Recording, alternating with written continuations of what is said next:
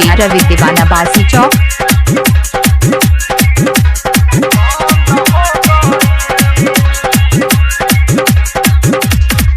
आप सुन रहे हैं डीजे रवि दीवाना को। आप सुन रहे हैं डीजे रवि दीवाना को। मोदी जी के चलते चीन के पूरा झंड हो गइल। मोदी जी के चलते चीन के पूरा झंड हो गइल। हाँ झंड हो गइल। तो कैसे नचबे रे पायलवा टिकटॉक बंद हो गइल। तो कैसे नचबे रे बिहुतिया भीगो बंद हो गइल।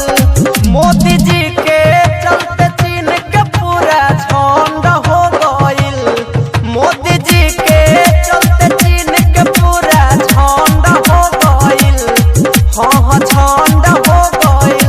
तो कैसे नचबे रे रनिया लाइक बंद हो गइल। तो कैसे नचबे रे रनिया हेलो बंद हो गइल। आप सुन रहे हैं डीजे रवि दीवाना को। डीजे रवि दीवाना बासी चौक। आप सुन रहे हैं डीजे रवि दीवाना को।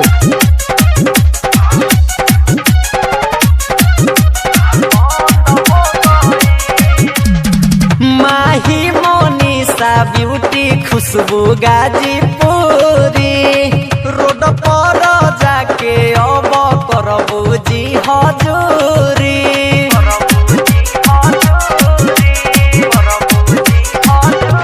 एहो कृष्णा कमलेश अब झुकाल अपन मुड़ी। लाइक भीगो पबारा काटे तुहरा टूरी।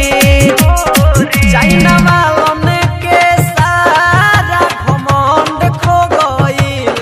चाइना वालन के सारा घमंड खो गइल।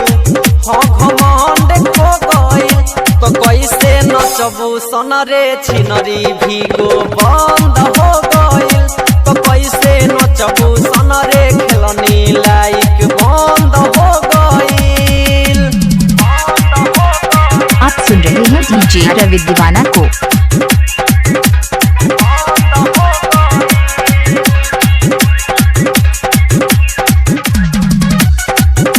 डीजे रवि दीवाना बासी चौक।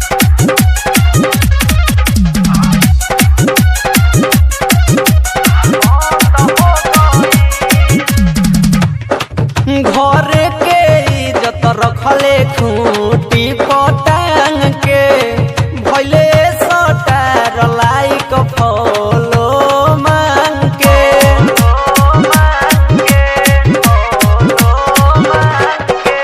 हरे माई बाप के इज्जत के चल गइले लांग के।